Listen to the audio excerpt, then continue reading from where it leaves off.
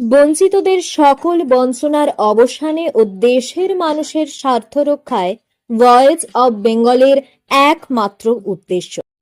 সকলকে সংগ্রামী অভিনন্দন জানিয়ে আজকের প্রতিবেদন উপস্থাপন করছি আমি শামীম আক্তার।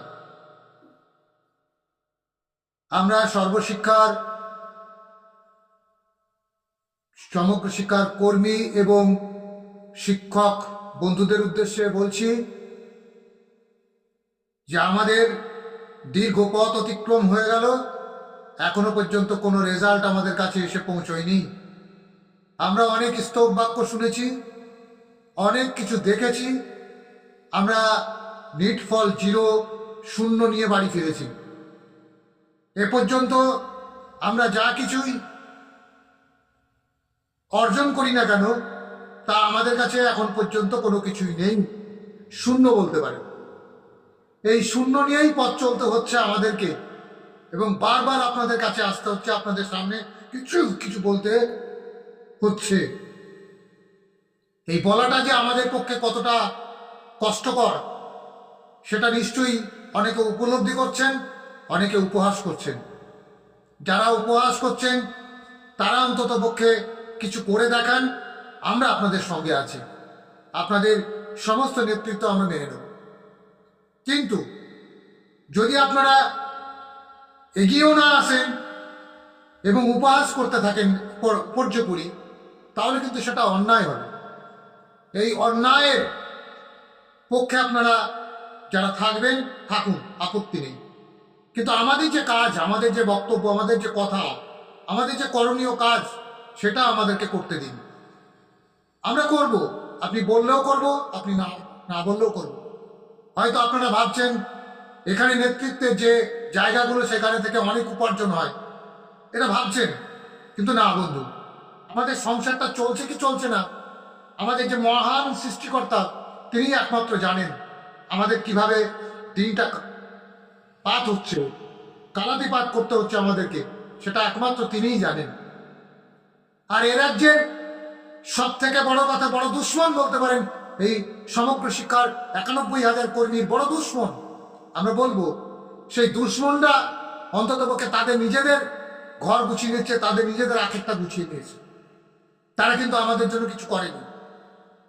করবার ইচ্ছা প্রকাশ করছে কিনা সেটাও আপনারা বুঝতে পারছেন।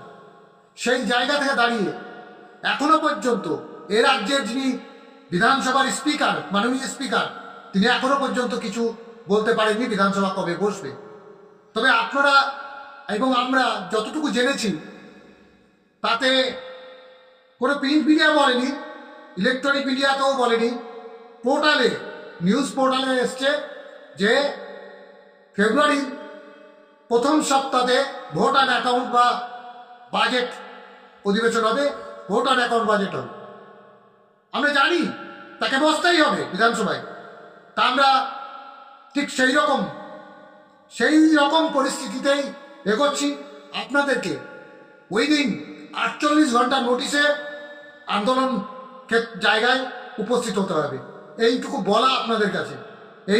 এই বলাটাই আমাদের কাছে অত্যন্ত কি বলবো গুরুত্বপূর্ণ বিষয়।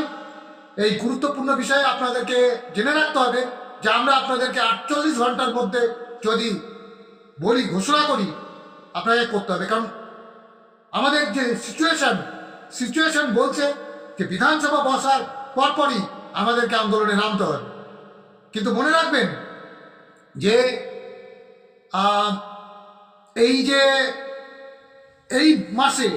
এই মাসে মোটামুটি ধরে রাখতে পারেন ২৮-২৯ বিধানসভা বসতে পারে, এটাও আমরা জেনেছি। সুতরাং আপনারা তৈরি থাকুন, আমরা আপনাদেরকে প্রস্তুতি নেওয়ার জন্যই বলছি কথাগুলো। আমরা লড়াইয়ের ময়দানে আমরা শেষ থেকে ছাড়ব। আমরা অন্তত পক্ষে যদি কিছু না হয়, তাহলে আমরা আমাদের স্ট্যান্ডটা ঘোষণা করব। হলেও আমাদের স্ট্যান্ড ঘোষণা করব, না হলেও আমাদের স্ট্যান্ডটাকে ঘোষণা করব। মনে রাখবেন, লড়াই আপনাদেরকে জারি রাখতে হবে। কারণ একটা সময় আজকে যে সমস্ত দলগুলোকে দেখছেন, প্রত্যেকটা দল সরকারি দল। কংগ্রেস বলুন, সেও একটা সময় সরকারি দল ছিল। আপনি বলুন বিজেপি, সে সরকারি দল হিসেবে কাজ করছে এবং কতগুলো জায়গায়। আজকে বলুন যে সিপিএম, সেও সরকারি দল, কেরালায় কাজ করছে, সরকার চালাচ্ছে। আজকে দেখুন তৃণমূল পশ্চিমবঙ্গে চালাচ্ছে। সুতরাং কোনো সরকার পরিবর্তন করলে হবে কি হবে না সেটা আপনারা খুব, আমার চেয়ে আপনারা সব থেকে বেশি জানেন, ভালো জানেন যে সরকার পরিবর্তন করলে আমাদের কিছু হয় কি না।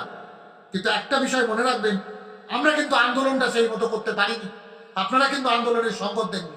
আপনাদেরকে অন্ততপক্ষে অনুরোধ করব, এই আন্দোলনটায় আপনারা প্রত্যেকে, সরকারি সংগঠন থেকে শুরু করে সমস্ত সংগঠনের নেতৃত্ব এবং যারা সাধারণ কর্মী রয়েছেন, সাধারণ উপভোক্তা রয়েছেন, অর্থাৎ সমগ্র শিক্ষার যারা শিক্ষক এবং কর্মী, এসএসকে, এমএসকে, প্যারা টিচার, শিক্ষাবন্ধু, একাডেমিক সুপারভাইজার, পৌরসভা, মাদ্রাসা, এক কথায় সমগ্র শিক্ষায় যারাই কাজ করছেন তাদের প্রত্যেককে অনুরোধ করব, আগামী আন্দোলন 48 ঘন্টার আগে আপনাদেরকে ঘোষণা করা হবে।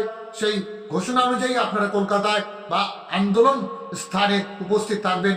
এইটুকু বলে সকলকে সংগ্রামী অভিনন্দন জানিয়ে আমি আমার বক্তব্য শেষ করছি। ধন্যবাদ। ভালো থাকবেন, সুস্থ থাকবেন। ইনকলাব জিন্দাবাদ। ভয়েস অব বেঙ্গল, বঞ্চিতদের আস্থার প্রতীক।